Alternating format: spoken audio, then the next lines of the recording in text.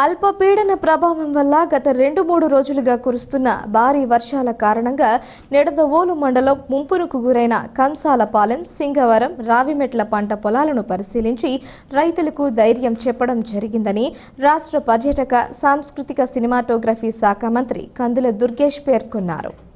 శుక్రవారం నిడదవోలు మండలం కంసాలిపాలెం, సింగవరం, రావిమెట్ల గ్రామాల్లో భారీ వర్షాల కారణంగా నీట మునిగిన పంట పొలాలను మంత్రి కందుల దుర్గేష్, జిల్లా కలెక్టర్ పి. ప్రశాంతి, మాజీ శాసనసభ్యులు బూరుగుపూడి శేషారావు, స్థానిక నాయకులు, అధికారులతో కలిసి పరిశీలించారు.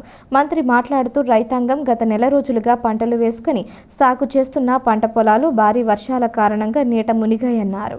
భారీ వర్షాల కారణంగా రైతులు పెద్ద ఎత్తున నష్టపోయే పరిస్థితి ఉందన్నారు.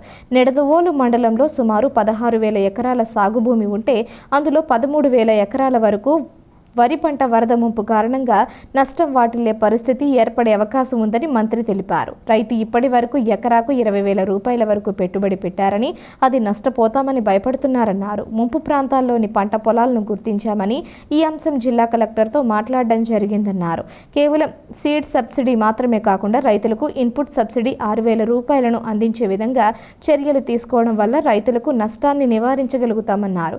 ఇప్పటికే ముఖ్యమంత్రి, ఉప ముఖ్యమంత్రి, జిల్లా కలెక్టర్లు, ఎస్పీలకు భారీ వర్షాల కారణంగా ఏర్పడిన నష్టాలను పరిష్కరించే విధంగా చర్యలు చేపట్టాలని ఆదేశాలు జారీ చేయడం జరిగిందన్నారు.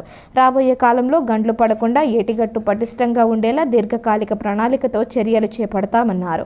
మంత్రి వెంట SP D. Narasimhakishore, sub collector Srivatsav, అధికారులు పాల్గొన్నారు.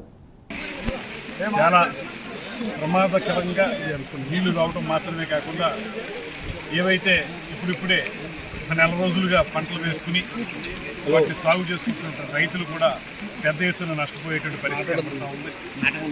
ఒక అంచనా ప్రకారం ఈ మండలంలో రమారమి 16,000 ఎకరాల పంట వరి పంట సాగు ఉంటే అందులో 13,000 ఎకరాల వరకు ఎఫెక్ట్ అవుతుంది అనేటువంటిది ఒక అంచనా. ఈ సందర్భంగా రైతు ఇప్పుడిప్పుడే పెట్టుబడులు పెట్టుకుని ఒక 20,000 దాకా ఎకరానికి పెట్టుబడి పెట్టి ఇప్పుడు అదంతా నీట మునిగిపోయిన సందర్భంలో బాధపడుతున్నాడు. రైతును ఆదుకోవాల్సినటువంటి బాధ్యత గుర్తెరిగిన ప్రభుత్వం కనుక వెంటనే నేను, శేషారావు గారు రావడం జరిగింది. ఇక్కడికి ఇవన్నీ చూస్తున్నాం. తప్పనిసరిగా కలెక్టర్ గారితో కూడా మాట్లాడాం. వారికి ఇన్పుట్ సబ్సిడీ ఖచ్చితంగా ఇవ్వాలనేటువంటి, వారికి కేవలం సీడ్ సబ్సిడీ మాత్రమే కాకుండా ఇన్పుట్ సబ్సిడీ ఇవ్వాలి. ఇన్పుట్ సబ్సిడీ ఇస్తే ఎకరాకి 6,000 రూపాయలు వస్తుంది. కనీసం రైతు తన పెట్టుబడిలో కొంత భాగమైనా సరే వచ్చేదానికి అవకాశం ఉంటుంది కనుక